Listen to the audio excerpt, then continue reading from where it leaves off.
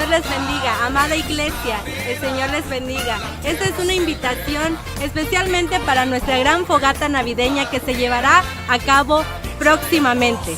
De verdad, queremos que nos acompañen, será un momento agradable, creemos que será un momento de bendición y también para darle gracias a Dios por la oportunidad de este año. Y sé que hay muchas cosas que agradecer, queremos divertirnos, pasarlos un momento en familia. Que el Señor les bendiga.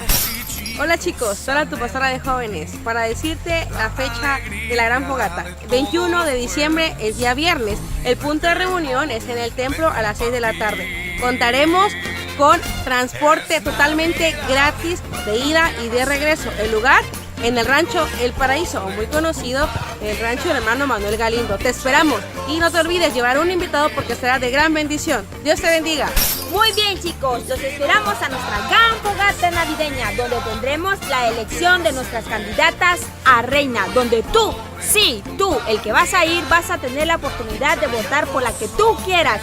Así también vamos a tener antojitos, sorpresas y con esa forma vas a poder apoyar a nuestra candidata. No te olvides, siempre ir con un corazón dispuesto a divertirse.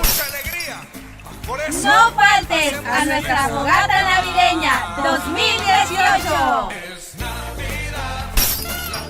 No faltes a la fogata, va a haber piñata.